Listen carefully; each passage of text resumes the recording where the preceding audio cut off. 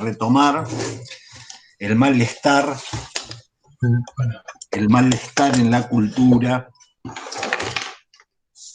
Habíamos terminado el capítulo 1, habíamos visto algunas ideas que nos trae Freud de lo que es su modelo anímico, su aparato psíquico, donde hay una conservación de lo primitivo y de lo posterior, al mismo tiempo. Habíamos visto... Vamos a empezar por otro lado. ¿Hay alguna pregunta de lo anterior? No, no hay ninguna pregunta. Ok. Espero haberles transmitido entonces el hecho de que lo primordial, lo primario, lo anterior convive con lo posterior, como en Roma escarban y encuentran restos de culturas de momentos anteriores hasta llegar a las tribus de las 7 colinas. Esto sucede también en el aparato psíquico, de tal manera que cuando leímos el yo de placer purificado o el yo de puro placer como un momento de constitución del yo, que dice lo malo no es mío, lo feo no es mío, lo doloroso no es mío, lo displacentero no es mío, eso queda fuera, yo quedo identificado con el placer. Esto lo pueden pensar con el modelo de un niño, un bebé que está tomando el pecho. Pues bien, el pecho es él, la sensación erógena, voluptuosa de la sexualidad oral es él. Esta es la manera de pensarlo del psicoanálisis. La voluptuosidad oral es él, ¿sí? Y la sensación de displacer que puede provocar la eventual necesidad de el pecho es no él. Lo pueden pensar en eso y lo pueden pensar en un político de 70 y pico de años, de Río Negro, que le dicen Pichetto, un político que puede poner ese objeto, lo malo, en el otro. Que diga el problema acá es, y cuando dice el problema es, uno dice acá va a caer un otro, va a caer otro. ¿Sí? O sea, es el mismo mecanismo donde el pasado convive con lo actual. ¿Sí? Y terminamos viendo nuevamente en este texto la fuente de la religiosidad para Freud. Siempre él va a decir, ante un estado de necesidad, ante un estado de indefensión infantil, el humano va a construir algún dios. Se construyen así. ¿Sí? Los lacanianos tenemos algunas frases nuestras que nos gustan. A nosotros nos gustan repetir algunas frases, y hay una que no la voy a decir, pero que tiene que ver con el encuentro con lo real, el encuentro con algo que te angustie. La indefensión infantil como correlativa de la angustia va a hacer crear un dios. ¿Ah? Pueblo de pescadores, se nos hunde el bote, vamos a crear a Polifemo, a Poseidón, a Neptuno, vamos a crear dioses. Y lo mismo con si estamos en Sicilia y Helena de vez en cuando viene y aplasta todo, quema todo con su lava, vamos a inventar el dios del volcán. La fragua de... Todavía estoy medio dormido, entonces no me acuerdo cuál era el dios del inframundo que con su fragua y todos los fuegos. Hades. Hades, bien, bien. Ok. Entonces es respuesta a algo, es respuesta a una situación de angustia. ¿Quién dijo Hades? Yo, profe, Bien, a mí me gusta mucho la mitología griega. Muchas gracias, Lara. Sí, lo que estaba tratando de pensar el Hades romano, y no me acuerdo. Tendría que estar acá con Google acá al lado y no fallaría en ninguna. Pero bien, Entonces, ¿a qué pasamos? A el capítulo 2, donde Freud dice que la vida nos resulta gravosa. ¿Sí? Estoy leyendo mis notas. La vida nos resulta gravosa, está llena de dolores, de desengaños, y para soportar la vida acudimos a calmantes, ¿no? 3 clases de calmantes: las distracciones, las satisfacciones sustitutivas y las sustancias embriagadoras. ¿Sí? ¿Qué va a hacer Freud? Nos va a volver a dar una vuelta por estos 2 elementos esenciales de su metapsicología, que son el principio de placer-displacer y el más allá del principio del placer. Nosotros vivimos en un mundo en el cual encontramos que la vida nos resulta gravosa, nos tenemos que levantar, hay que laburar, hay que hacer un montón de cosas que preferiríamos no hacer, y dejamos el placer para las vacaciones o para otro momento de la vida. ¿Sí? Freud va a establecer, va a trabajar, va a postular que en el aparato psíquico, tal como él lo piensa, está regido en principio está regido por el principio del placer. Está regido básicamente por el principio del placer. Es el principio rector. Procuramos placer. ¿Sí? Y cuando encontramos que algo nos pone una barrera al principio rector, que es el del placer, cuando algo nos pone una barrera, rápidamente intentamos franquearla, desplazándonos para volver a encontrar placer. ¿Sí? Un modelo, un soporte intuitivo.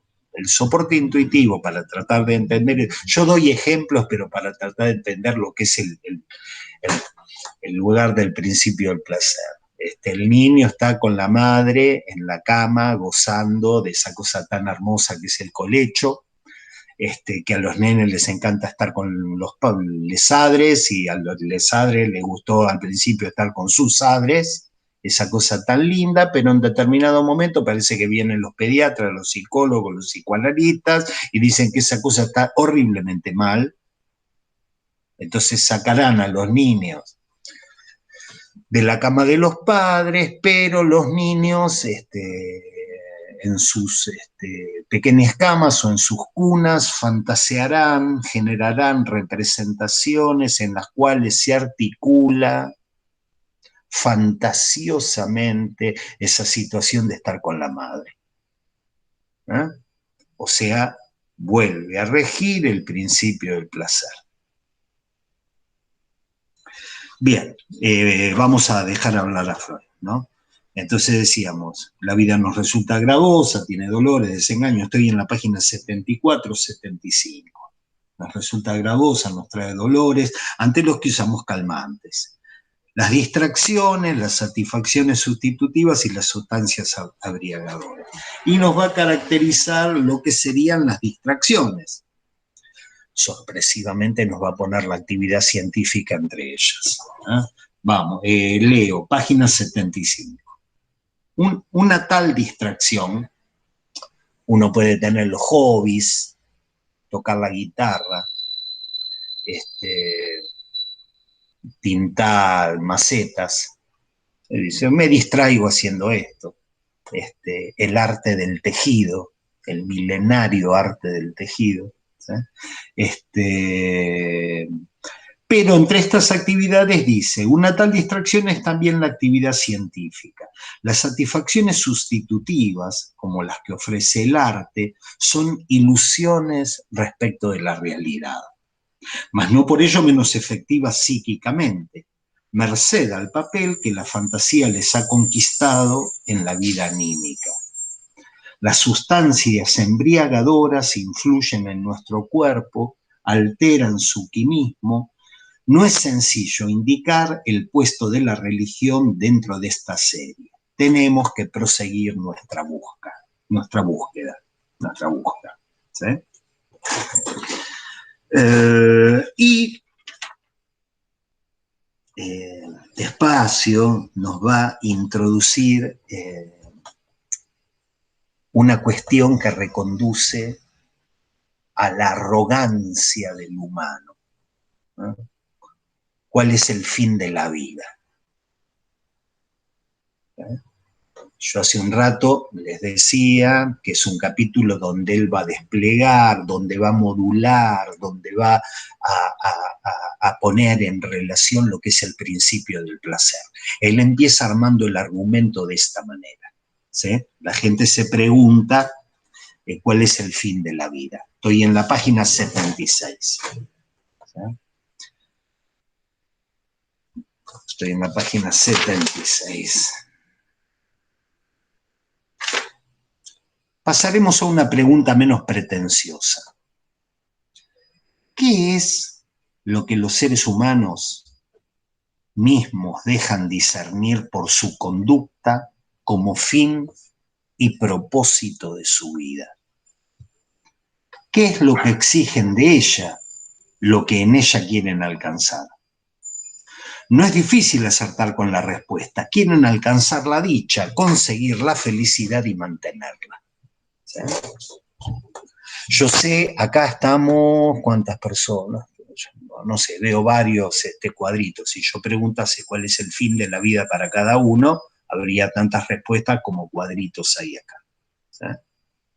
Freud ubica una especie de común denominador que dice, bueno, pueden decir un montón de cosas, salud, dinero y amor, pero todos van a decir, bueno, quiero alcanzar la dicha, quiero conseguir la felicidad y quiero mantenerla. Esta aspiración tiene dos costados, una meta positiva y una negativa. Por una parte quieren alcanzar la ausencia de dolor y de displacer, por la otra vivenciar intensos sentimientos de placer.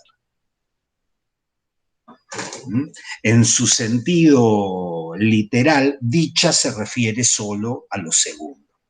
De verdad, cuando nosotros hablamos de dicha, hablamos de intensas sensaciones placenteras, pero dice la dicha también es lo que en la medicina se llama el silencio de los órganos. ¿Sí? Cuando a uno le duele la muela, uno se da cuenta de la importancia que tiene que no duela la muela.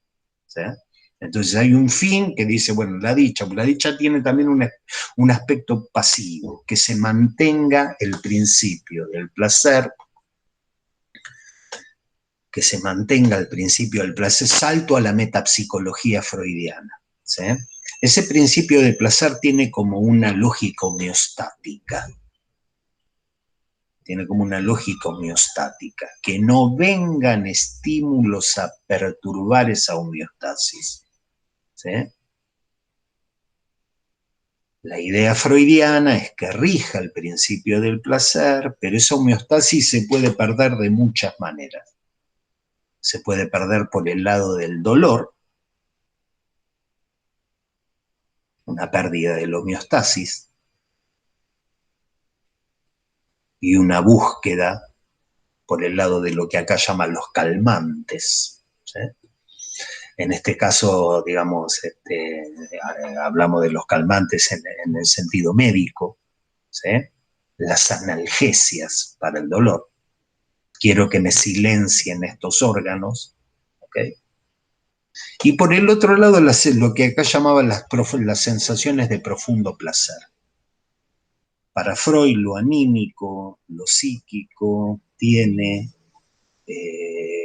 la característica de que los estímulos demasiado placenteros tampoco son soportables.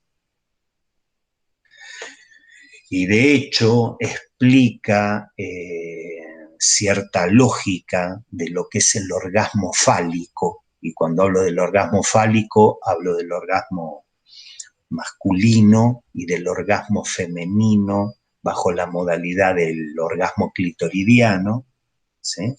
dice, ese goce encuentra un tope que lo deja dentro del principio del placer. Cuando el estímulo placentero es muy alto, se produce un corte que queda en el principio del placer. ¿Sí? De hecho, el psicoanálisis estudia la patología que implica ciertas salidas del principio del placer. El tipo que se quiere comer una tacita de helado, se la come y quiere comer otra. Y después dice, bueno, ya que está me como otra. Y ya no siente el placer, pero sigue dándole al helado. Y después dice, bueno, pero por lo que queda, mejor me lo como, por más que no sienta placer comiéndoselo. Esas son modalidades, en las que situaciones en las que se verifica la falla del principio del placer. ¿Sí? Entonces, todos queremos conseguir la dicha y mantenerla. Y nos va ahora entramos en el principio del placer. Es simplemente, como bien se nota, el programa del principio del placer el que fija su fin a la vida. Freud había empezado diciendo, ¿cuál es el sentido de la vida? Entonces, muy bien, dice, ¿qué sé yo cuál es el sentido de la vida? Esa no la sé. La que sé es cuál es el propósito en el sentido del fin. Y bueno, el propósito en el sentido del fin es conservar la dicha, ¿no? Conseguir la dicha. Y dice, es como se nota el programa del principio del placer el que fija su fin a su vida. Estoy en la página 76. Este principio gobierna la operación del aparato anímico desde el comienzo mismo. Sobre su carácter acorde a fines no caben dudas. Acorde a fines quiere decir que anda, que lo logra. ¿Sí? Sobre su carácter acorde a fines no caben dudas. No obstante lo cual, su programa entra en querella con el mundo entero. Con el macrocosmos, tanto con el microcosmos. Es decir, es un principio que rige nuestra vida, pero nunca falta un niato que nos quiere joder, nos toca bocina cuando estamos manejando y nos arruina el principio del placer, y el microcosmos lo mismo, que duele la muela, que tengo flatulencia, que me duele la panza, etcétera, etcétera. Esto entra en querella con el principio del placer.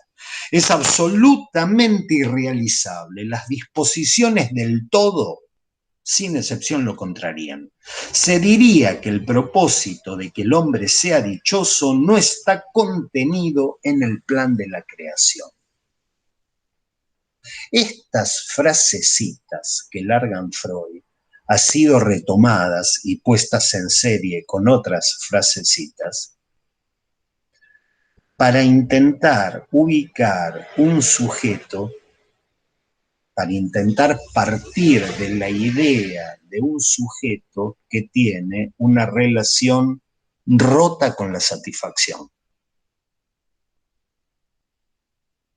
Es decir, tenemos que partir de que algo no anda.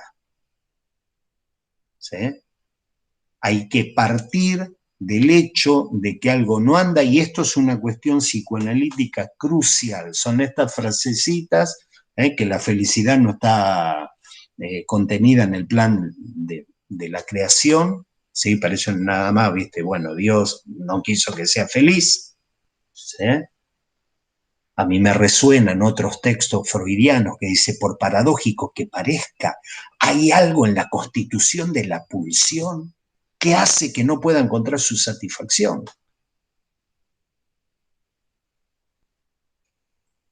Hay algo en su constitución pulsional misma que hace que eso no pueda funcionar bien. Esto tiene muchos nombres en psicoanálisis. Pero lo que les quiero transmitir es que el psicoanálisis no piensa que está lo normal, que es lo que anda bien, lo normal, que es lo que anda bien, y lo que anda mal, que hay que explicarlo por relación a lo normal. ¿Mm? No es como la medicina, que dice, bueno, debería haber una cosa que ande bien, y cuando hay una enfermedad tratamos de curarla. El psicoanálisis no parte de lo que anda bien y explica la psicopatología por qué anda mal. El psicoanálisis parte del hecho de que la cosa anda mal, de que somos seres fallados, fallidos, mochados, castrados. Lo digo de diferentes formas y esas diferentes formas tienen que ver con diferentes momentos de la evaluación psicoanalítica, ¿sí? Otra manera de decirlo es que no hay relación sexual, que lo van a escuchar en algún momento, a Lacan lo van a escuchar decir, ¿sí? La relación sexual no existe. Que es lo mismo que decir, somos seres castrados. Explícame cómo te las arreglas para andar bien, porque de movida eso no anda, y eso sos vos. ¿Ok? Es como si yo le dijese, está en la naturaleza misma de la pulsión que no anda. Explícame cómo carajo haces para tomar 3 vasos de birra y parar. Explícame cómo haces, porque yo no puedo. Me tomo 3 y sigo. Explícame cómo haces para comer 2 garotos y no seguir. Explícame cómo haces para, decime cómo parchás ese no hay en tu vida. ¿Sí? Digo, porque hay un montón de síntomas en el psicoanálisis que se reconducen a la lógica de que sí hay. La creencia de que sí hay. ¿Sabe por qué estoy mal? Porque todavía no conseguía la persona que tengo que conseguir. Y se me va acabando el tiempo, te dicen, y tienen 20 años. Pero bueno, no importa, cada uno, digamos, son los delirios. No conseguía la persona, y uno agarra, mira y dice, bueno, en algún momento va a caer. En algún momento va a caer que Aristófanes y la media naranja son un mito, es un mito el andrógino. Hemos hablado acá de Aristófanes y la media naranja, ¿no? Es un mito. Y todo ese sufrimiento y todos esos síntomas y toda esa serie de personas que pasaron una tras otra por su vida, ¿sí? Estaban coordinados con la búsqueda de algo que no existe, que no existe, o que sí existe, pero es mitológico. ¿Sí? Como agarrar y decir, bueno, yo busco la felicidad y no soy feliz. Busco la felicidad y no soy feliz. Entonces uno tiene que agarrar con una regla, subrayar y hacer como un cuadrito. Cuando dice, se diría que el propósito de que el hombre sea dichoso no está contenido en el plan de la creación. Lo que en sentido estricto se llama felicidad corresponde a la satisfacción más bien repentina de necesidades retenidas, con alto grado de estasis, y por su propia naturaleza solo es posible como un fenómeno episódico. ¿Sí? En el sentido estricto, ¿qué es felicidad? La satisfacción más bien repentina, o sea, no es de a poco. Es como si uno... Voy a dar un ejemplo que no es el ejemplo más piola, pero por algún lado tenemos que entrar. Es como si de repente uno ya empieza a decir, che, me está entrando un hambre. Y de casualidad le traen el asado con papa frita. ¿Sí? Entonces dice, repentinamente llegó eso, ¿sí? De necesidades retenidas, es decir, yo tenía hambre y me la venía bancando, con alto grado de estasis. Está utilizando acá lo que sería, para la metapsicología freudiana, él usa un modelo. Él usa un modelo. Ese modelo que usa para armar su metapsicología era el paradigma científico de la época, que era la termodinámica. ¿Sí? La termodinámica tiene varias ramas. Una es la teoría de los fluidos. ¿Sí? Que haya una estasis, implica que haya algo estancado, que haya algo quieto. Imagínense un río que entra en una parte, como hay una represa, se estanca el agua ahí. Y de repente alguien abre la compuerta, hay una liberación repentina, como dice acá, ¿no? Algo repentino, y eso que estaba estancado, lo que se llamaría una estasis libidinal, una estasis libidinal, ahora la libido puede ir a investir objetos, representaciones de objetos. Entonces, la felicidad tiene que ver con eso.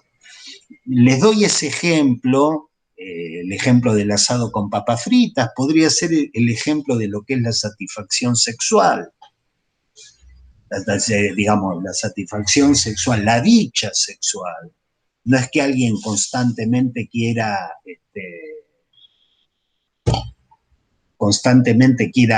realizar el acto sexual, ¿sí?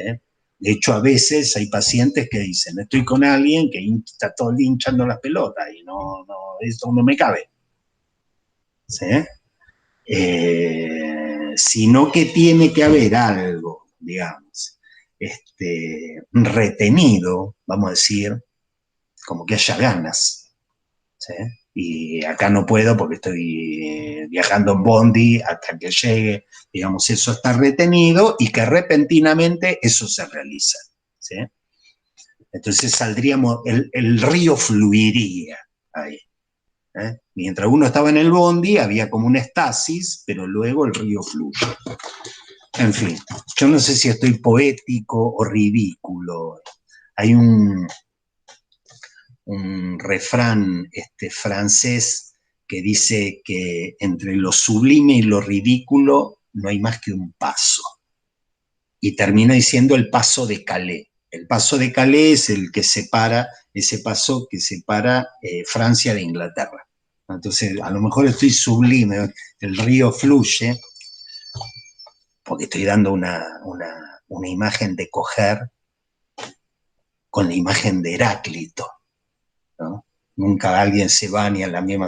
Yo no sé si estoy sublime o estoy ridículo. Entonces, bien,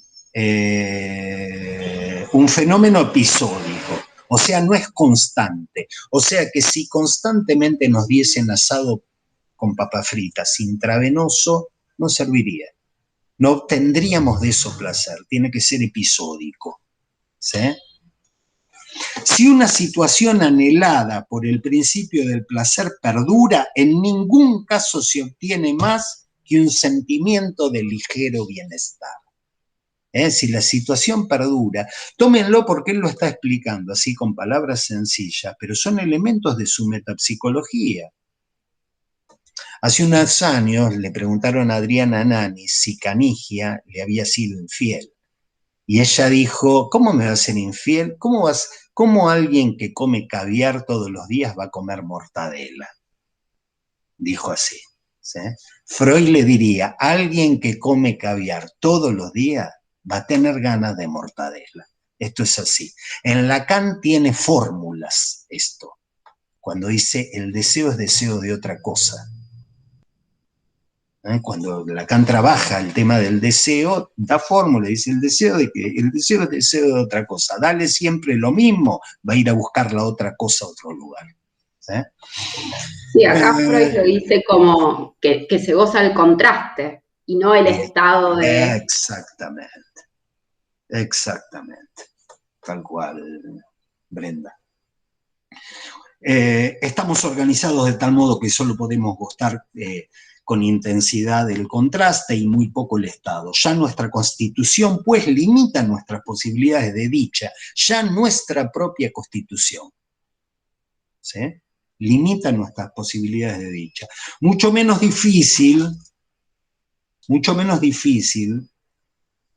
es que lleguemos a experimentar desdicha. Mucho menos difícil es que lleguemos a experimentar desdicha.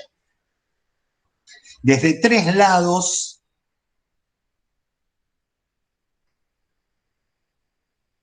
o sea que experimentamos desdicha.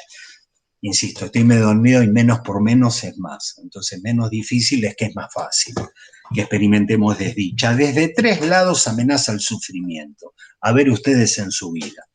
Desde tres lados amenaza el sufrimiento. Desde el cuerpo propio, que destinado a la ruina y la disolución no puede prescindir del dolor y la angustia como señales de alarma. El propio cuerpo, que está afuera, que es algo exterior, que es algo hétero para lo psíquico, Desde el propio cuerpo amenaza la desdicha. Desde el mundo exterior, que puede abatir su furia sobre nosotros con fuerzas hiperpotentes, despiadadas, destructoras, llámese COVID-19. Por fin, desde los vínculos con otros seres humanos. Al padecer que viene de esta fuente lo sentimos tal vez más doloroso que al cualquier otro. Nos inclinamos a verlo como un suplemento, en incierto modo superfluo, aunque acaso no sea menos inevitable ni obra de un destino menos fatal que el padecer de otro origen. O sea, nos inclinamos a verlo como algo que puede ser contingente, el sufrimiento que nos puede causar el otro, ¿sí? Sin embargo, dice, aunque acaso no sea menos inevitable ni obra de un destino menos fatal que el padecer de otro origen. Es como si te dijese, y bueno, hay gente desdichada, desafortunada en el amor, ¿sí? Pero hay gente afortunada en el amor, hay gente que logra una dicha, ¿sí? Eso es contingente. El Freud pesimista te dice, uno lo puede llegar a ver contingente. ¿Acaso tengo un estatuto tal del cual nadie pueda zafar y en algún punto todos vamos a sufrir por amor? ¿Sí?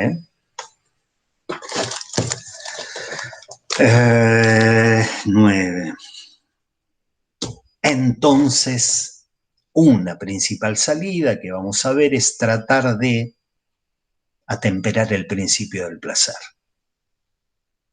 Atemperar el principio del placer. No es asombroso, estoy página 77, entonces, que bajo la presión de estas posibilidades de sufrimiento, los seres humanos suelen atemperar sus exigencias de dicha. Tal como el propio principio de placer se transformó bajo el influjo del mundo exterior en el principio de realidad más modesto. 2 piecitas de nuestra metapsicología. Existe el principio del placer, principio rector, princeps del aparato psíquico. En un segundo momento lógico, hay un encuentro con lo imposible de satisfacer en el principio del placer. Freud pone el principio de realidad como el resultado de algo que él llama percepción-conciencia. Es como si en lo anímico hubiese algo que percibe cómo viene la mano y dijese, esto no es como yo pensaba. Como dice Lacan, todo se opone al programa del principio del placer. Entonces acepto, me adapto a la realidad. Esto dio lugar a toda una vertiente adaptativa del psicoanálisis, que pensaba al neurótico como un desadaptado, ¿sí? Como alguien que no acepta la realidad. Lo que pasa es que vos no querés nunca hablar conmigo, vos estás en la tuya y vos estás en tu mundo y a mí no me das bola y a mí no me das bola y a mí no me das bola. Y ese sufrimiento neurótico tenía que ver con no percibir el estatuto real del otro. Estás viviendo en una situación de fantasía tuya. No soy yo esa persona de quien vos hablás, yo te doy bola, yo hablo, yo estoy con vos, yo te acompaño o no te acompaño. O no estoy con vos, sí, pero estás conmigo, pero hablando de los temas tuyos. Y tenés que hablar de los temas. Este tipo de cosas. Nunca faltaba un psicoanalista que decía, esta persona tiene un sufrimiento neurótico porque le está demandando al otro como si fuese el pecho de la madre. Hay una parte anímica, hay una parte en lo anímico, por eso dijimos que lo pretérito convive con lo anterior, ¿sí? Hay una parte anímica donde el reclamo que le está haciendo no se lo está haciendo a esta persona, se lo está haciendo al pecho de la madre. Entonces venía un psicoanalista que era el que tenía la antena para ubicarse en la realidad y le decía, che, este sufrimiento que vos estás teniendo es porque tu principio de realidad no está funcionando el principio del placer. Entonces estás pidiéndole a tu pareja el amor que no te dio tu padre, y a su vez el amor que no te dio tu padre es el amor que no te dio tu madre, que a su vez es la leche que no te dio el pecho de la madre. ¿Se entiende la lógica? En una manera de pensarlo, y ha habido todo un desarrollo psicoanalítico. El desarrollo psicoanalítico que pervivió es el que pone el acento en que el principio de realidad no es más que una cobertura, como una catáfila. Las catáfilas son las capas de la cebolla. Vieron que la cebolla tiene capa, capa, capa, capa. Bien. Entonces, el principio de realidad no es más que una catáfila del principio del placer. El principio de la realidad lo obliga al principio del placer de hacer rodeos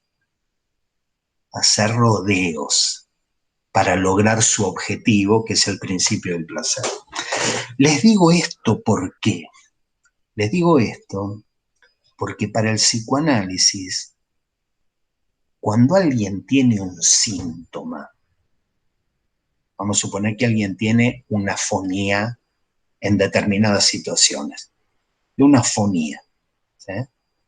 Uno va al fonoaudiólogo y te va a decir, esto anda mal, te voy a ayudar a que ande bien. Uno va al profesor o a la profesora de canto y te va a decir, esta fonía la vamos a trabajar para que esto que anda mal, ande bien.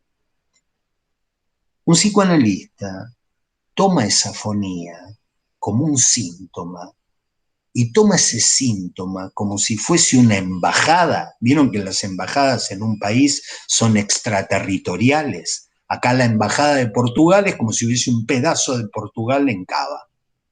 Bueno, el síntoma es un cuerpo extraño que marca una extraterritorialidad donde funciona ¿qué? El principio del placer.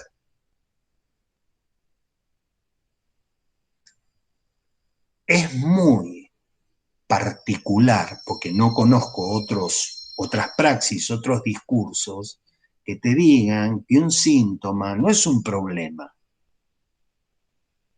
Un síntoma no es como el síntoma médico, que uno dice, bueno, es un índice de algo que anda mal y hay que curarlo, sino que el síntoma en sí mismo es un espacio donde rige el principio del placer escapando, haciéndole una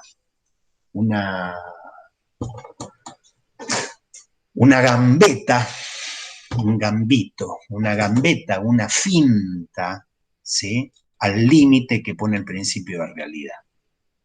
De tal manera que del síntoma se goza, dicen los lacanianos. Gozás de esto, hay un goce articulado ahí. Freud lo llamó de muchas maneras, beneficio primario del síntoma, decía, hay una satisfacción pulsional ahí. Y hay casos en el psicoanálisis, en los historiales psicoanalíticos, donde te dice, el placer masturbatorio que hubieses encontrado con una fantasía oral, y ahí pongan lo que quieran, felatio, cunilingus, lo que quieran. El placer masturbatorio de la idea, de las representaciones, de una fantasía en la que se articula la erogeneidad oral, ¿sí? Se va a manifestar en un síntoma bajo la forma de la agonía, de la afonía. La agonía es un lapsus linguae. Si yo estuviese en este momento en análisis, me dirían, bueno, usted dijo agonía. ¿Por qué está hablando del erotismo oral? ¿Por qué está hablando de la erogeneidad de este tracto? ¿Sí? De este esfínter, porque la boca es eso, ¿sí? Este esfínter, y habla de agonía. ¿Qué se le ocurre con la agonía? Porque el lapsus para Freud también era la presentificación en el discurso consciente de algo inconsciente y por lo tanto de algo donde está funcionando el principio del placer, porque el principio del placer es el principio rector de lo inconsciente. te dicen, salí de la cama, no venís más a la cama, qué sé yo. Y uno dice, sí, sí, sí, se va a acostar y tiene un sueño donde está en la cama con mamá. ¿Por qué? Porque el inconsciente rige ese principio del placer. ¿Sí? Lo de la agonía no voy a seguir porque Dios sabe dónde me podría llevar la cadena asociativa, pero es eso puesto en acto, ¿no? Atemperar Profe, el principio del placer. Este es un Freud. Yo ya se los leí, dice, che, bueno, entonces uno atempera el principio del placer. El tema es que hay otro Freud que te dice, no podés atemperar un carajo el principio del placer, porque ni bien le pones un límite acá, ¿sí? Le pones un límite acá, y lo psicosexual, que es lo mismo que lo anímico, va a hacerle una gambeta a ese límite y va a buscar su satisfacción en otro lado. Es verdad que en los hechos todos, como es que dice acá, en los hechos, 9, atemperamos el principio del placer. Yo conozco una mujer y digo, quiero vivir con esta mujer. A los 3 años conozco otra mujer, entonces digo, bueno, me tengo que divorciar y me voy con la otra mujer. Al año y medio conozco otra mujer, entonces me tengo que divorciar y voy con la otra mujer. Llega un momento que cuando uno está por la 14ª mujer, dice, che, acá largar todo. Ya la última me duró 4 semanas. Dejé mi último matrimonio y duró 4 semanas. Largar todo. Si vengo con la lógica, esta va a durar 1 semana. Parémosla, hay algo que no anda así. Uno atempera. Es cierto que uno lo escucha esto. Ella o él dice, a esa fiesta no voy a ir, porque yo sé que va a ir ella. Yo sé que va a ir ella a esa fiesta. Más vale no voy, porque yo sé lo que me pasa a mí cuando me encuentro con ella. Yo sé lo que me pasa. Todo lindo, todo bien, todo joya. Los 15 días estoy arruinade, que no quiero ni vivir, que me tienen que internar. Entonces uno atempera eso, y es verdad que en los hechos lo atempera. A Freud hay que decirle, con Freud mismo, sí, pero vos nos enseñaste que eso no se puede atemperar, que con la pulsión no hay negociación, porque la parás por un lado y se te clava por un síntoma. Y si curaste ese síntoma, que es lo que le encontraba Freud, que decía, bueno, tal síntoma, lo hemos trabajado en el análisis, tal síntoma, y se curó, pero se desplazó, ahora tiene otro síntoma nuevo, y ese otro síntoma nuevo se produjo en el mismo análisis. Entonces es como si dijese negocio por un lado y me surge por otro, y lo que echo por la puerta me sale por la ventana. Entonces, bien, principio. profe, ¿le puedo hacer una pregunta? Sí, claro que me podés hacer.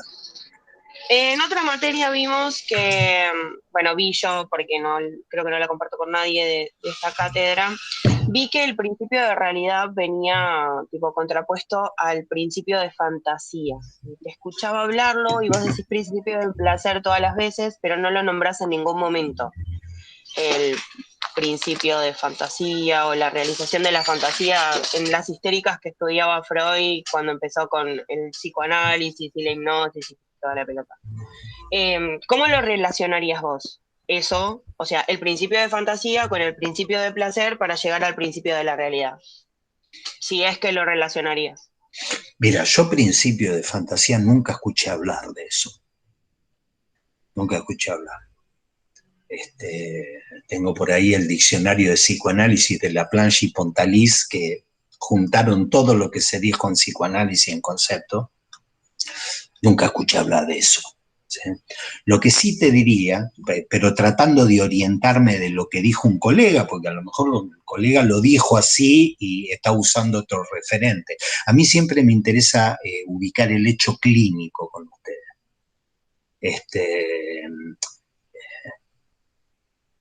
Tenemos un principio que es el principio rector del aparato psíquico. después vamos a ver que eso puede fallar, como diría Toussaint.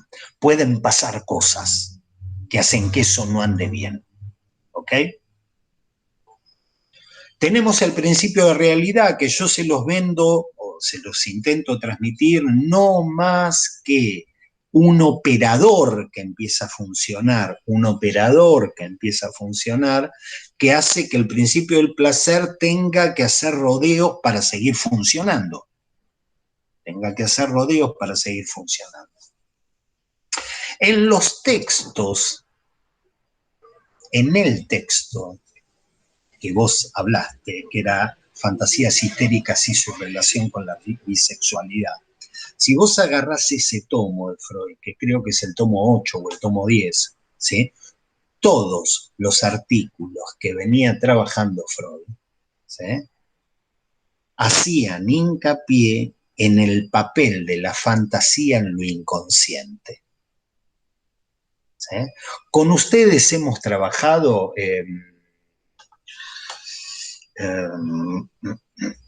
sobre las teorías sexuales infantiles, ¿o no? Con ustedes no. Sí, con ustedes sí, sobre las teorías sexuales infantiles. Es otro texto de la misma época del texto que vos dijiste y que uno dice, bueno, son teorías sexuales, son fantasías que tienen los niños y que perviven en lo inconsciente. ¿Sí? De tal manera que yo creo que la pregunta tuya, a partir de lo que había dicho el colega, es, ¿existe lo inconsciente como lugar lógico? Pensémoslo como lugar lógico, no como una ubicación anatómica, ¿sí?, como un modo de funcionamiento de lo anímico. Es que como si yo le dijese, mira, hay un lugar en el que lo anímico funciona así. ¿Eh? El tipo es un tipo muy racional, pero cuando le hablas mal de River, se pone loco. Entonces uno dice, acá no hay que entrar, porque cuando entras acá, funciona de otra manera, se acaba la racionalidad. ¿Ok? Yo les propongo pensar lo inconsciente como un lugar caracterizado por un modo de funcionamiento. Ese modo de funcionamiento tiene que ver con el principio del placer. Ese modo de funcionar, podés saber de ese lugar por la existencia de fantasías cuyo estatuto es inconsciente, son fantasías inconscientes, a diferencia de la realidad que teóricamente tendría un estatuto menos fantasioso, menos fantasmático y más real. Digo fantasmático porque la fantasy en inglés, en el psicoanálisis inglés, se tradujo al francés por fantasma, y en alemán era fantasía también, y entonces uno ya como es lacaniano, uno dice, no dice fantasioso, dice fantasmático. ¿Sí? El tema, Lara, es que si uno estima que el principio de realidad no es más que un operador que hace que el principio del placer funcione de otra manera, resulta que la realidad misma es fantasía. De tal manera que uno ya está obligado a hablar de fantasías inconscientes y fantasías conscientes. Todos vivimos en una fantasía. Todos vivimos en una fantasía. Uno va a estudiar canto y está con 6 personas en un coro y cree que todos están estudiando canto, pero resulta que uno del coro lo que va ahí es porque está buscando novia.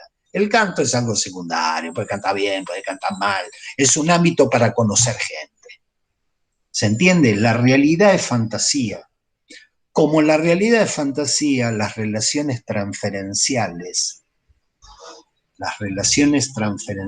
salvajes, las relaciones transferenciales no elucidadas, las relaciones transferenciales de afuera de los divantes, los consultorios. Estoy hablando de las parejas. Cuando uno está en pareja, está en transferencia con el otro. como la realidad es fantasmática, no hay una fucking pelea de pareja que termine arreglándose. No, empezaste vos, no, que vos, que dijiste que yo, que dijiste vos, que dijiste yo, y no se van a poner de acuerdo jamás, porque la realidad está perdida. Vivimos en un mundo fantasmático, vivimos en un mundo de fantasía, y esto los políticos lo saben perfectamente.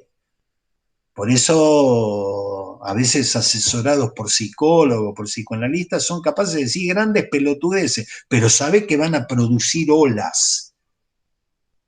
Saben que van a producir olas. Pues se pueden decir cualquier cosa, se puede decir, no sé, la revolución de la simpatía.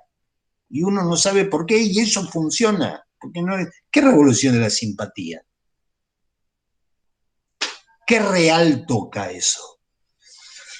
Entonces, bueno, espero haberte respondido. Sí, Bien, muchas gracias. entonces, tenemos diferentes métodos de evitación del displacer. Va a decir la soledad, el uso de la técnica contra el mundo exterior. Y hay métodos que son métodos interesantes para evitar el sufrimiento, que son los que actúan sobre el propio organismo, que yo esos no los conozco. Que dice así. Empero, los métodos más interesantes de precaver el sufrimiento son los que procuran influir sobre el propio organismo. Es que al fin todo sufrimiento es solo sensación. No subsiste sino mientras lo sentimos. Y solo lo sentimos a consecuencias de ciertos dispositivos de nuestro organismo. Acá es donde Freud anticipa Matrix. ¿Sí? Dice, existe lo que se siente. ¿Sí? Lo que pasa es que no lo dice como el negro, como Neo, que lo explicaba con la parte neurológica. Dice, el método más tosco, pero también el más eficaz. Estamos en los métodos para zafar del displacer, del sufrimiento. El método más tosco, pero también el más eficaz para obtener ese influjo es el químico, la intoxicación. No creo que nadie haya penetrado en su mecanismo, pero el hecho es que existen sustancias extrañas al cuerpo cuya presencia en la sangre y en los tejidos nos procura sensaciones directamente placenteras, pero a la vez alteran de tal modo las condiciones de nuestra vida sensitiva que nos vuelven incapaces de recibir mociones de displacer. Ambos efectos no son simultáneos.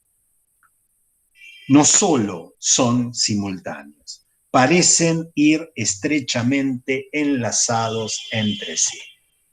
O sea, uno se pega un pipazo de pasta base y tal vez el primer envión sea una cuestión placentera, pero también haga que el otro te esté diciendo no sé qué y te importe tres carajos.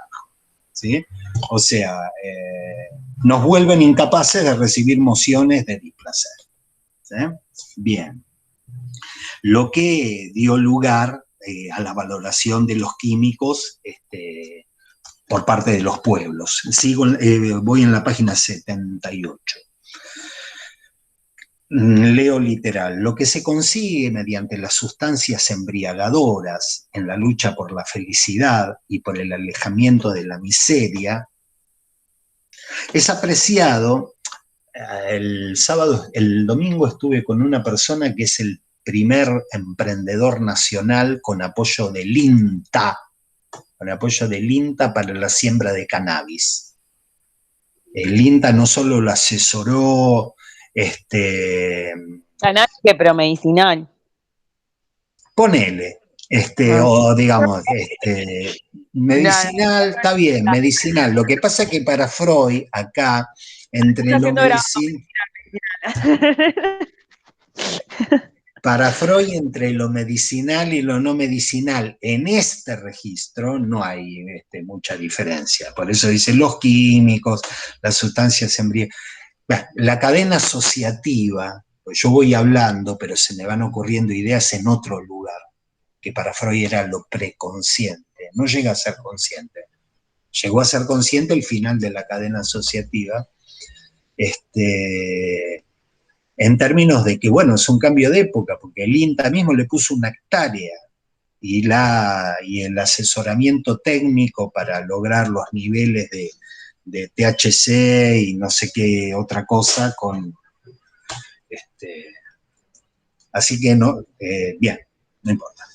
Lo que se consigue mediante las sustancias embriagadoras en la lucha por la felicidad y por el alejamiento de la miseria es apreciado como un bien tan grande que individuos y aún pueblos enteros le han asignado una posición fija en su economía libidinal. Aún pueblos enteros. ¿Alguno de ustedes conoce Irlanda? Dublín. Bueno. Ojalá conozcan. ¿Sí? No tengo el placer. Bueno, ojalá lo tengas. Ojalá vayas a tener ese placer de decir, bueno, acá tomarse una Guinness o tomarse una birra es una cosa cultural, es más raro. Es raro que alguien no tome. Digamos. Entonces, pueblos enteros ya le ubican un lugar en su economía libidinal. Cuando dicen su economía libidinal, quiere decir eso está instalado en tu vida. Claro, está naturalizado, digamos, por esa cultura, ya está instalado, claro, Muy incorporado. Bien. Está incorporado, y cuando digo incorporado en la economía libidinal es que se descansa así, se copula así, digamos, forma parte de la organización libidinal. Es uno de tus goces como estilo de vida. ¿eh? No solo se les debe la ganancia inmediata de placer, sino una cuota de independencia ardientemente anhelada respecto del mundo exterior. Es así, es una satisfacción libidinal que te da cierta independencia del mundo exterior. Uno dice, bueno, qué sé yo, me tomo whisky, a tocar la guitarra, y afuera se contagiaron 30.000. Servirme otro vaso. Es esta lógica. Bien se sabe que con ayuda de los quitapenas es posible sustraerse en cualquier momento de la presión de la realidad y refugiarse en un mundo propio que ofrece mejores condiciones de sensación. Si el mundo propio anda bien, si el mundo propio te da mejores opciones, mejores condiciones de sensación. Si uno está mal y le da el quitapenas, nada bueno puede salir de ahí, o algo bueno. Da una... siempre estamos. El papel rector del principio del placer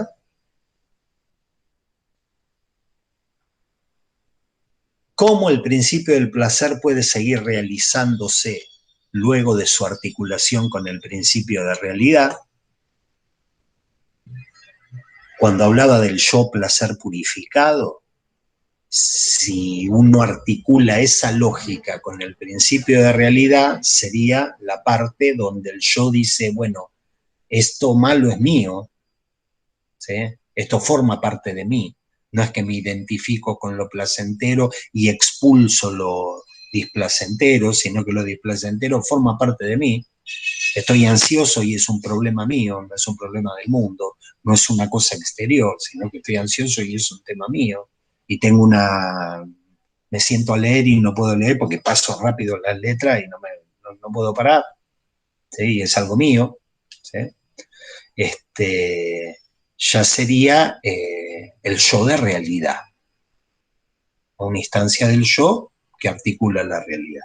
Siempre y cuando sigamos sosteniendo que en el modelo freudiano lo anterior convive con lo posterior. Lo anterior convive con lo posterior. ¿Ok? Entonces dice, bueno, hay métodos, qué sé yo, las distracciones son métodos para zafar de lo displacentero. ¿Sí? Los químicos son un método para zafar de lo displacentero. Y nos va a meter uno especial que tiene que ver con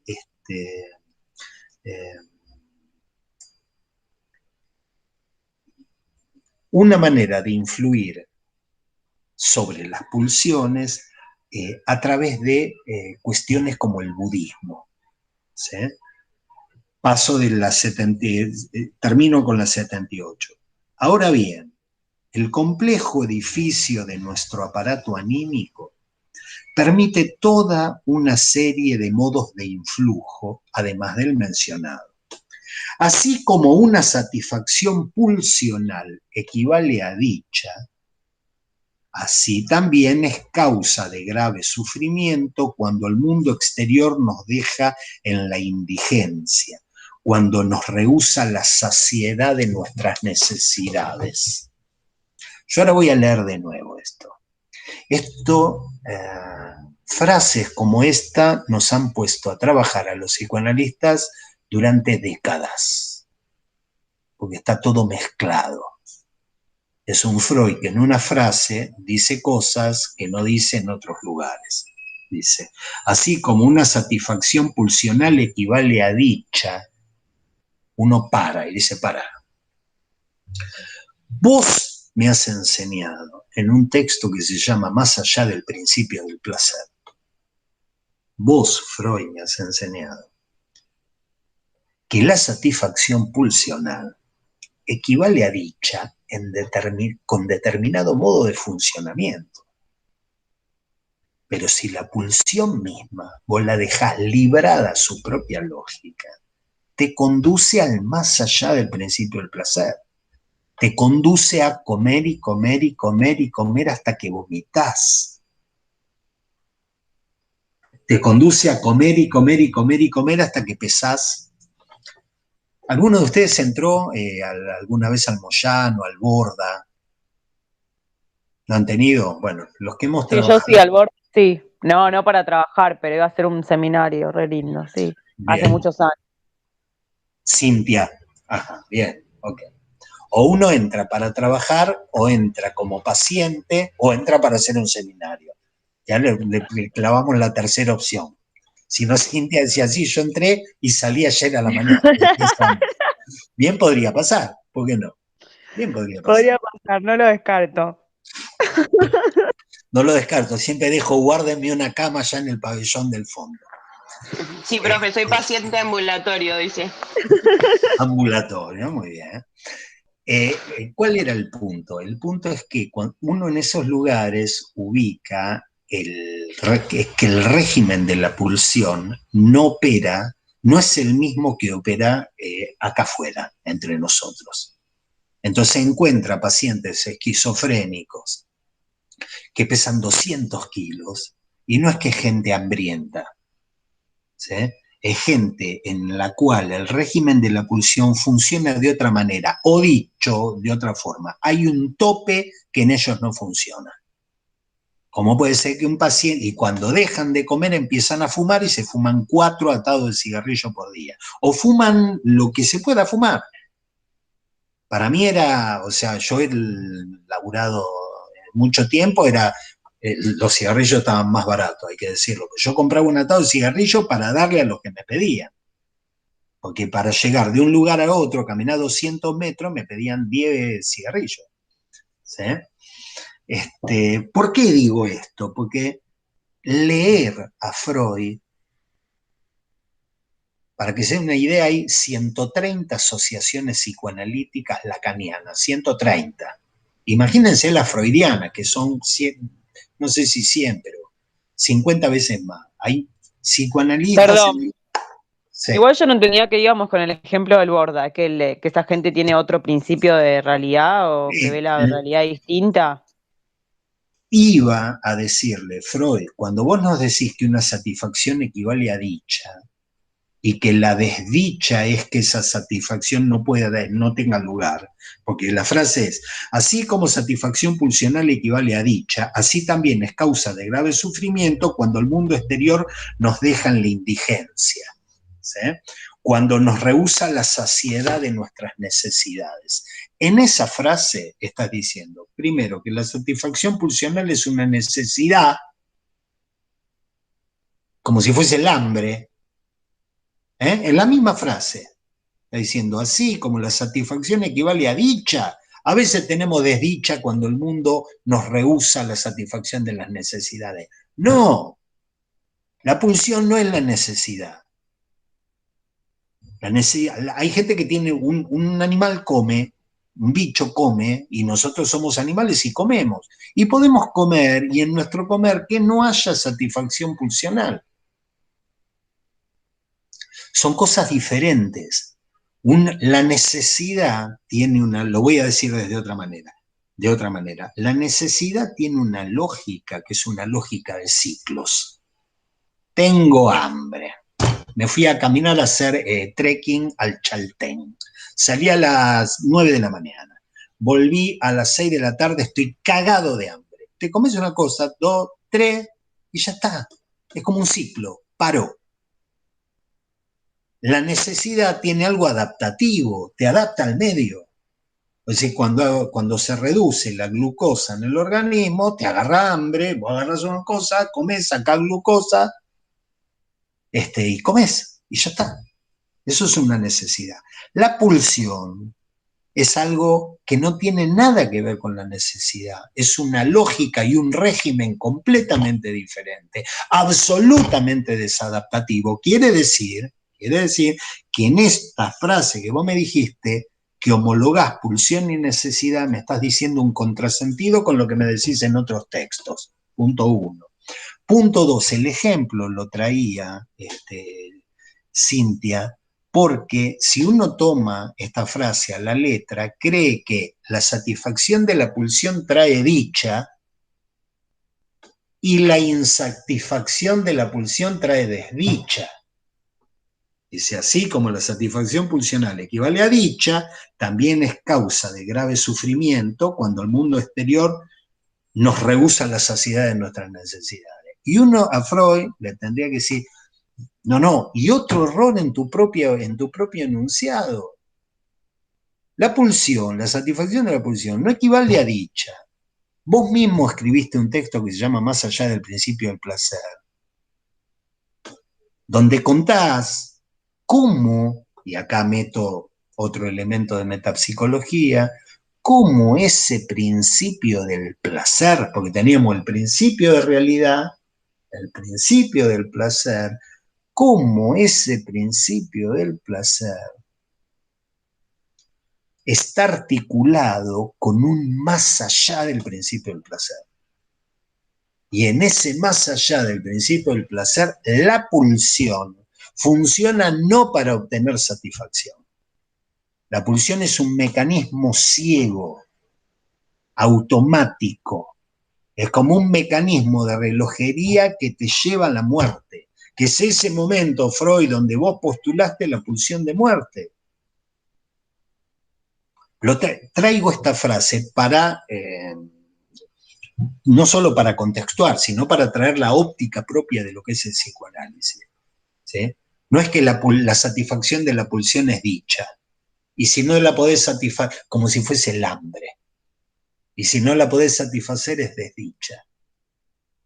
La satisfacción de la pulsión, que es lo que llamamos el goce, puede ser vivido como satisfactorio o puede ser vivido realmente como absolutamente insatisfactorio.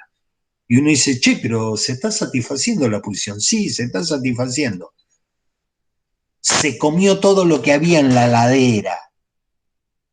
A ver, Bárbara, vuelvo. Esto no me da tiempo a leer. Claro, yo estoy un poco lejos de acá y no me da tiempo a leer, perdón. Está articulado con un más allá del principio del placer y qué más. ¿Querés que la lea la pregunta? Vas al chat, o sea, vos te aparece cuando la persona escribe, pero si es muy largo, se te va a cortar, pero accedes al chat y ya está. Está bien, sí, accedí. Ah. No, pero lo que pasa es que Bárbara, evidentemente, estaba tomando nota y dice, ¿qué más me perdí? Yo no me acuerdo qué estaba diciendo la frase porque estoy haciendo un comentario. ¿Sí? Pero lo que te quería transmitir, Bárbara, y lo que les quería transmitir a ustedes, es como si fuese capas. Vamos a pensarlo así, vamos a pensarlo con un modelo tópico. Con un modelo tópico quiere decir con un modelo de lugares. ¿Sí? Es un modelo de lugares.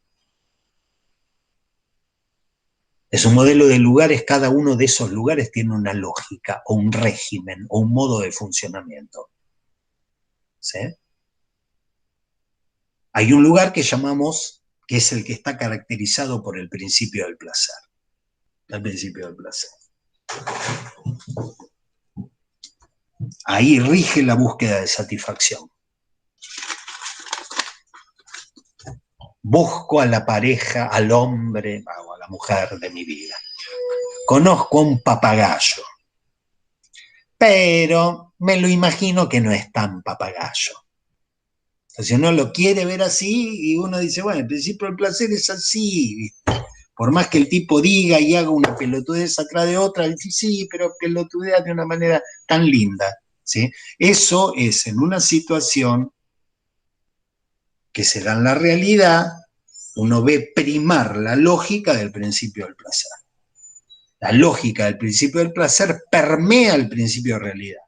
Que si uno estuviese verdaderamente instalado en el principio de realidad, diría que este papagayo no corto, lo borro de todos los lugares donde estaba, de movida. No me gana esa tendencia del principio del placer a leer en eso o a ver en eso otra cosa. ¿Sí? Entonces ahí tenemos los dos. El principio de realidad como una extensión del principio del placer. La cosa muy loca de Freud, en un texto que se llama Más allá del principio del placer, es que el chabón, yo tendría que leer con ustedes la primera página de ese texto, la primera hoja de ese texto. Cuando él dice, después de tantas décadas de laburar y después de ver tantos pacientes, ¿viste? Y después de teorizar tanto, digamos, lo humano, y de pensar que el principal principio rector de lo anímico era el principio del placer, mepa, es una hipótesis, pero me parece que esto puede estar al servicio de algo que va más allá del principio del placer y que conduce irremediablemente a la muerte.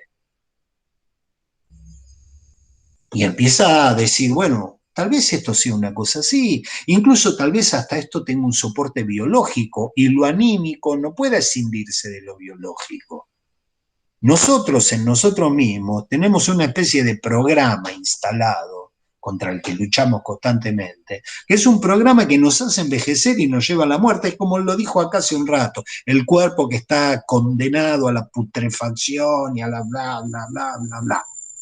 Entonces hay algo, hay un mecanismo nuestro, escrito en lo biológico, que nos lleva a ser cada vez más viejo, cada vez más deteriorado, cada vez más gaga, cada vez, y eso funciona desde el primer día de la vida.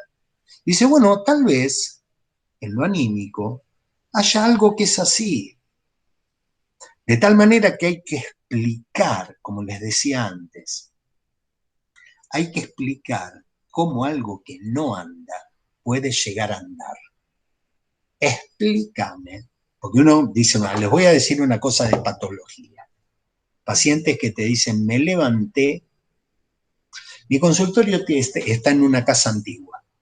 Esa casa antigua no tiene una puerta, sino que tiene una puerta doble, una puerta de 2 hojas. ¿Sí? Las puertas de 2 hojas son más amplias que las puertas de una hoja, pero cuando abrís una sola hoja, son más estrechas que una puerta común. Son más estrechas. Bueno, han habido pacientes que no podían entrar si no abría las 2 hojas. Pacientes en que yo tenía que sacar mis antiguas y hechas pelotas sillas, pero que me gustan, que tengo, y poner sillas reforzadas. O sea, ubicar, a ver, che, ¿cuál es la silla más fuerte de la casa? Porque voy a esto le metes 200 y pico de kilos y se hace mierda. Se cae el tipo, se rompe la silla, ¿se entiende? Alguien así que te diga, licenciado, tengo un problema. Eso no para. Eso no para. Me pongo a ver Netflix y digo, ay, me como unos pochoclos. Termino con los pochoclos, sigo con los sándwiches. Termino con los sándwiches, sigo con las palmeritas. Termino con las palmeritas y sigo con los garotos. Y llegó la hora de comer. Entonces como. Y después me voy a dormir y me despierto a las 3 de la mañana. Y me despierto a las 3 de la mañana. No puedo, eso no para. Eso come. Eso come. Y come a pesar mío. Ah, pero te encanta, gordo. Sos un gordo, goloso. No, no entendiste nada. Vos pensás como un flaco. Vos pensás como un flaco, pensás que lo disfruto. Vos de verdad pensás que lo disfruto. Vos pensás que como y yo disfruto. Te lo voy a decir de otra manera para que la entiendas, chabón. Eso come y eso lo debe disfrutar, porque yo no lo disfruto. Es más, a veces desesperado y angustiado, me voy al baño y me meto los dedos para vomitar. Trato de que eso pare y eso no para. Eso se llama más allá del principio del placer. Eso es la pulsión cuando la pulsión empieza a funcionar en el régimen de la compulsión. Yo lo digo como regímenes, como manera de funcionar. Y eso de necesidad no tiene una mierda, no tiene nada que ver. Pasa que Freud a veces te lo pone en textos y te lo explica bien, y en algunos otros te manda frases como esta, así como la satisfacción pulsional equivale a dicha, que es una manera de... Es como si Freud se vulgarizase a sí mismo. Pusiese la pulsión del lado del instinto y del lado de la necesidad y dijese cuando la realidad nos deniega la satisfacción. Yo quiero comer un helado y no lo puedo comer, tengo una desdicha. Es una manera de entender el psicoanálisis que ha dado lugar a vulgarizaciones espantosas y como yo me hago a la idea de que ustedes van a ver esta materia y probablemente nunca más tengan relación con el psicoanálisis, digo, captar este carácter subversivo del psicoanálisis. Es decir, no es que las cosas andan bien y a veces andan mal, las cosas andan muy mal. Explícame cómo cada uno hace para parar a eso. ¿Qué lo haces con el erotismo escópico? ¿Qué encontraste? ¿Un arreglo con eso a partir del erotismo escópico? Es decir, te miras en el espejo y decís, estoy gorde, tengo que parar con esto. Y eso empieza a funcionar como que para. ¿Cómo lo manejas? ¿Cómo lo atemperás? Como dice acá. Digo, porque Freud va constantemente a hablar de mecanismos para temperar la pulsión, para temperar la satisfacción de la pulsión, ¿sí? Pero por otro lado, tiene textos que son durísimos. Tal vez, si el miércoles que viene, no, si ustedes me siguen, yo eventualmente mando una foto de las dos primeras hojas, cuando el tipo dice, che, me cayó una ficha acá. A lo mejor durante décadas estuve equivocado y pensaba que la cosa era de esta manera y era de esta otra manera. ¿Mm? Entonces, decía entonces, la leo por última vez y me despido de esta frase. Así como la satisfacción pulsional equivale a dicha, así también es causa de grave sufrimiento, cuando el mundo exterior nos deja en la indigencia, cuando nos rehúsa la saciedad de nuestras necesidades. Por lo tanto, interviniendo sobre estas mociones pulsionales, uno puede esperar liberarse en parte del sufrimiento. Él dice, bueno, uno puede intervenir. Yo no sé si ustedes vieron a Alien, qué monstruo le tocó a ustedes. Pero si ustedes se hacen la idea de la pulsión como alguien, ganan garpa, eso, no se negocia. ¿Sí? Este modo de defensa frente al padecer ya no ingiere en el aparato de la sensación, no tiene injerencia en el aparato de la sensación. Busca enseñorarse de las fuentes internas de las necesidades. Pulsión, necesidad. Los métodos anteriores, para evitar el displacer, incidían o ingerían o tenían injerencia en la percepción. Me escabio y me chupa todo lo demás, el displacer y bla, bla, bla, me importa tres pepinos. ¿Sí? No. Estos métodos actúan hacia adentro, vamos a decir.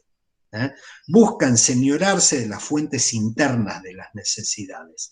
De manera extrema es lo que ocurre cuando se matan las pulsiones. Se matan las pulsiones, como enseña la sabiduría oriental y lo practica el yoga. ¿Sí? Se matan las pulsiones. Yo creo, la obra de Freud es inmensa y ha dado lugar a muchísimas lecturas. Lecturas más pedorras, lecturas correctas y geniales lecturas. ¿Sí?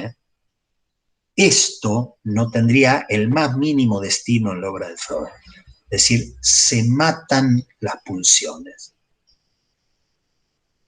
Se mata parte del aparato psíquico. Sin embargo, Freud piensa al yoga y a las prácticas orientales, no sé si son sabidurías, a las prácticas orientales como una manera de incidir sobre la pulsión. ¿Sí? El budismo zen. ¿Alguien leyó alguna vez sobre budismo zen? ¿Budismo zen? ¿Nadie leyó? Bueno. El budismo es una práctica que te enseña o intenta facilitar el desprendimiento de los objetos del deseo. ¿Eh? Es una práctica, una experiencia en la cual, o por la cual, vos empezás a desprenderte de los objetos del deseo. Vos te pones a meditar, suena la alarma del auto, no le das bola. Estás meditando. Estás fuera de vos. Te desprendiste del ego. Y te desprendiste de las temáticas del ego. Y te desprendiste de los objetos. Ya no sufrís por ese hijo de puta de no sé qué o por esa hija de puta. Estás meditando, te has desprendido, has soltado. ¿Sí?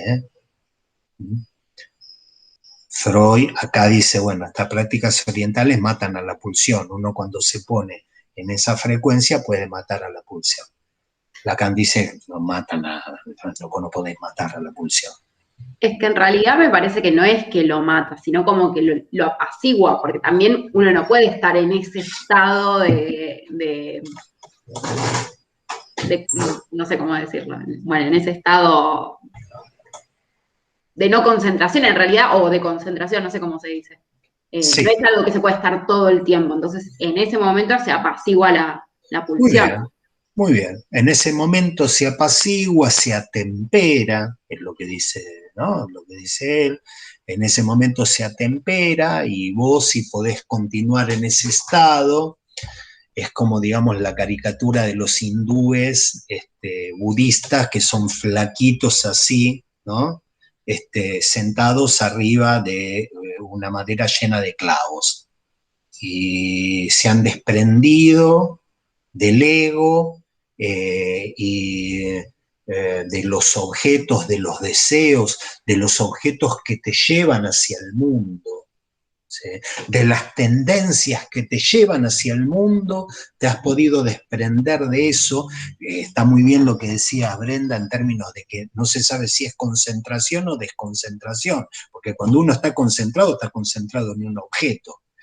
No me voy a poner a hacer lo que en filosofía es la fenomenología, pero yo les garantizo que hubo todo un movimiento filosófico que arrancó con Husserl y que decía que no puede haber conciencia que no sea conciencia de algo. O sea, no existe una conciencia que no sea yo tengo conciencia de este termo. No es que la conciencia es algo que pueda permanecer sin el termo. Entonces, ¿a qué iba con esto? A que es verdad que las prácticas orientales tienen un ejercicio de desprendimiento a nivel del deseo, que lo que buscan es atemperarlo. ¿Sí? El tiempo que te dura eso, no sentís los clavos en la cola, y tampoco sentís hambre, y podés estar días. Ustedes saben que en el siglo... ahora ya no está de moda esto, pero googleenlo, porque es un mundo. En el siglo XIX, en el siglo XVIII, hubo grandes personajes, que eran personajes de circo, cuando no había radio, cuando no había tele, que los espectáculos circenses era lo único que nos sacaba de este valle de lágrimas, grandes anoréxicos, eran personajes de circo, o sea, eran personas que los mostraban en un circo, en una jaula, y era una función permanente que podía durar días, y estaban 10 días tomando agua sin comer. Digo, la anorexia no es un invento de la última etapa del capitalismo, ni los romanos en sus orgías, tenían esa práctica del comer y salir a vomitar, y en el norte de Francia hay una bebida que se llama Le Trou Normand, que es de la zona de Normandía, que es vos morfás y te pegás en la copita del escabio y parece que te abre el apetito de nuevo, y después comés y después tomás seguir y te abre el apetito de nuevo, y después salís a vomitar, y después volvés. Es decir, que el vómito es una práctica que uno lo ubica desde la noche de los tiempos. Pero estos faquires, porque eran eso, eran faquires que podían estar días y días sin comer, uno explicaba esa posición como una forma de domeñar el deseo, ¿eh? De atemperar la pulsión. ¿Sí? Freud se interesó en esto, Lacan también se interesó en esto, pero bueno, lejos estamos de la cuestión de matar. No solamente que estamos lejos de la cuestión de matar, sino que, y con esto voy a terminar, pero les tiro una que es... Ahí ves a la pulsión satisfaciéndose de manera acabada.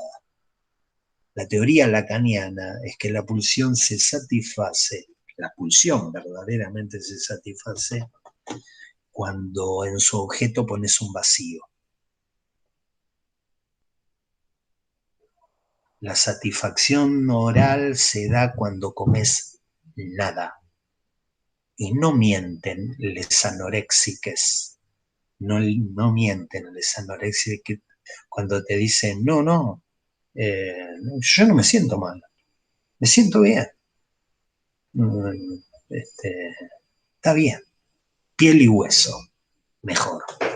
Ahí no hay algo cultural, por eso cuando traen lo del Oriente, ¿no? Yo no opino porque para mí no sé si está piola como juzgar otra cultura desde nuestra cultura. Yo creo que nunca lo vamos a entender. Yo principalmente me hago cargo que nunca entenderé a esos monjes budistas y demás.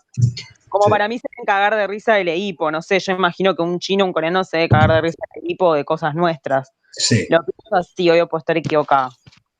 Yo estoy de acuerdo con vos. Para mí otro más, o sea, otra cosa, otro mundo, otra creación de mundo, ¿no? Otra subjetividad.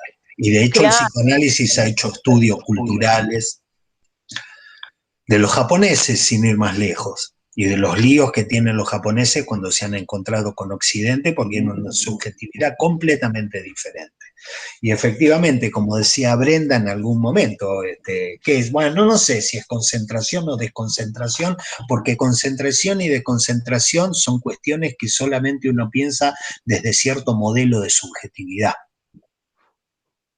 Entonces, cuando un claro, tipo, cuando un pero budista... por eso estoy volviendo al ejemplo de las personas anoréxicas, digo, sí. No. Sí. O sea, vos no tenés que poder elegir no comer, como que me parece algo heavy, en un mundo donde, por ejemplo, hay hambre. No quiero quedar como, ay, los niños mueren en África cada 3 segundos, pero digo, tenés que poder elegir. O sea, yo entiendo esto de la pulsión de la satisfacción de la pulsión con el vacío y demás, pero digo, tenés que poder elegir no comer. Parece que no es lo mismo elegir no garchar, otras cosas. Sí, lo que me parece, Cintia, y ya la clase terminé, o sea, estamos en la parte de preguntas. Lo que me parece, a mí me parece que hay como diferentes niveles de explicación. Hay diferentes niveles de explicación. Alguien puede decir, no, esta es la postura dentro del individualismo de masas que caracteriza nuestro momento cultural, es una postura de radical rechazo al orden capitalista que te bombardea con objetos que tenés que consumir. Entonces hacemos de una anoréxica una especie de Juana de Arco, ahí, viste, con la cosa que la van a quemar viva, pero ella lleva la bandera de la lucha contra el capitalismo y su inyección constante y absoluta de objetos para el consumo, porque la anoréxica, ¿qué es? La anoréxica, no importa, ponemos a ella, hay hombres también, pero ella es la que no consume. Entonces hay una opción, y uno lo puede poner como una opción consciente, es decir, ella optó, es una manera de explicarlo. Después tendrá sus detractores, esa explicación tendrá sus detractores y tendrá sus, ¿cómo se dice lo contrario del detractor? El que apoya, sus hinchas, su hinchada, ¿no? Sí, sus adeptos. Sus adeptos, exactamente. Es una explicación que tiene eso, digamos. Puede tener detractores y puede tener adeptos. Entonces decir, bueno, es la que rechaza como posición subjetiva, Lo pones en un plano que es un plano, o lo pones en un plano más de la conciencia, porque decís, ella de esa manera lo hace, ¿sí? Como los transgender, digamos, los que dicen nada de género, ni masculino, ni femenino, ni queer, ni nada, cero género. Y lo pones, digamos, dentro de esas posiciones subjetivas que, o decís, bueno, o es algo conscientemente elegido, o si no es algo conscientemente elegido, lo tenés que poner como una especie de temática medio inefable del ser. Es como una decisión que tomó ella más allá de sí misma. Me pongo filosófico acá. No es el ego, no es el yo de ella quien decidió, sino es como una posición subjetiva de rechazo. Eso eligió no comer, o eso en ella eligió no comer. No sé si estoy yéndome por la rama, ¿sí? O uno dice, ella eligió no comer, o uno dice, parece que hubiese elegido no comer. Pero no es ella la que te dice, yo elegí no comer. Te dice, no sé, no tengo hambre. No tengo hambre. No es que elegí yo. No tengo hambre, no tengo hambre, no tengo hambre. ¿Sí? El psicoanálisis tiene como pequeñas catáfilas, pequeñas, te dice, por ejemplo, el fenómeno de la anorexia a veces está ligado a ciertas formas de erotismo que son escópicos, que tienen que ver con la imagen, que tienen que ver con lo que de sexual, que tiene que ver con lo...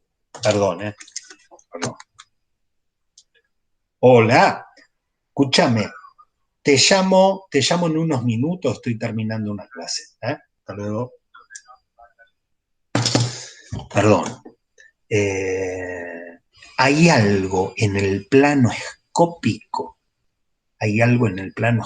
que ya te muestra que eso no está andando bien. O sea, dicho de otra manera, que hay la incidencia de lo pulsional en el plano menos esperado. Entonces la tipa te dice, me veo gorda, me veo gorda, me veo gorda, y uno dice, está pesando 35 kilos, me veo gorda, mido 1,70 m, pero me veo, mirá el no sé qué, se agarra no sé, la cresta ilíaca, ¿viste? Te dice el rollo y se agarra el hueso, ¿sí? No sé. Y hay un plano, porque no es unicausal, digamos, ¿por qué? Porque para cada sujeto anoréxico hay que ubicar la lógica, y la lógica es muy singular. Lo que yo estaba tirando, que me arrepiento, después voy a rezar 5 Ave María porque me arrepiento, pero es la teoría más pulida de lo que es la modalidad de satisfacción propia de la pulsión. Es la que pone como objeto de la pulsión un vacío. El modelo, lo sacamos de Freud esto, ¿sí? El niño cuando hace así, el bebé, esa es la satisfacción pulsional. El chupete, esa es la satisfacción pulsional. Y no tiene nada que ver con comida, porque no comes, la pulsión se satisface con cualquier cosa. Ya. la gente que rompe los lápices, ¿sí? No está comiendo, ¿sí? Y no está comiendo. Entonces después tenés que ver cómo eso funciona cuando ahí pones un objeto, que se puede llamar pollo con papa frita, se puede llamar, no sé, se puede llamar cualquier objeto en relación con el cual se satisface la pulsión, o verlo funcionar sin objeto, o verlo funcionar sin objeto. Y en el caso de la anorexia es un caso Prince. Alguien encuentra en alguna parte una satisfacción comiendo nada. Lo digo de esta manera, comiendo nada, no comiendo, comiendo nada. Yo no me opongo a la primera de todas, al rechazo o a la elección subjetiva, no, son maneras de explicar, y los que hemos atendido pacientes anoréxicos sabemos que la cosa a veces pasa por ahí, pasa por la voluntad. Estaba recordando alguien de Clínica Las Heras, que la Clínica Las Heras es una clínica que queda cerca del Hospital Fernández, que en la primer permiso de salida que le dieron, entendámonos, es alguien que en el canal vaginal se metía diuréticos. Los pacientes anoréxicos, los pacientes decididos anoréxicos, quieren llevar su anorexia a límites que el discurso médico y el discurso familiar no se los permite. No se los permite, se las controla cuando van al baño para que no vomiten, se las revisa cuando entran porque saben que se meten en el recto y en el canal vaginal diuréticos enrollados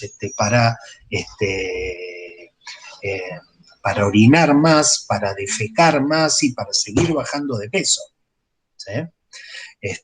Recuerdo una persona que en el primer permiso que le dieron, se fue a comprar una pollera porque iba a ir a un cumpleaños, y la pollera que compró era un número más chico que el que usaba ella. Ella estaba internada por anorexia, pero la pollera que compró era más chico, porque si yo adelgazo me lo voy a poder poner. Ahora no me lo puedo poner, pero me lo voy a poder poner. O sea que esa cuestión de la voluntad, uno a veces la ve y dice, no, yo quiero ser la reina, en esto soy la reina, y me encanta. Y hay una cuestión de voluntad, de yo, de conciencia, ¿sí? No siempre es así. A veces te dicen, no puedo comer, rechazo, lo rechazo. Me encanta, los veo a ustedes que pueden comer, yo no puedo comer. Hay algo en mí que rechaza, hay algo en mí que se alimenta de vacío y no quiere poner ahí ningún objeto. Bien, ¿hay alguna otra pregunta, cuestión, comentario? Estás muteada, Lara, pero bueno, no hemos avanzado mucho, pero sí hemos profe, avanzado. Estoy muteada porque estoy puteando, entonces mejor que no me escuchen. Ah, bueno. Si no me estás puteando, está todo bien. No, estoy trabajando y mi papá se tuvo que ir, que es el que me hace la segunda para las clases tuyas. Sí. Y quedé como a cargo del negocio, un negocio familiar, y estoy escuchando y trabajando al mismo tiempo. Muy bien. Tuve como pausas en las que me lo perdí y estaba tipo, la puta madre, no pude prestar atención al final. Bueno, ok. Bien. Decía que no avanzamos mucho, pero nos metimos en algo que es bien del psicoanálisis. El TRIB alemán, ¿sí? La pulsión, para ver cómo funciona en sus diferentes regímenes. Bueno, les mando un beso. La vez que viene dejamos hablar a Freud, me callo un cacho y dejamos hablar a Freud. Continuamos con el malestar en la cultura. Que tengan un buen fin de semana. Buena semana, igualmente. Chao a todos. Chao. Gracias. Chao. Hasta la próxima.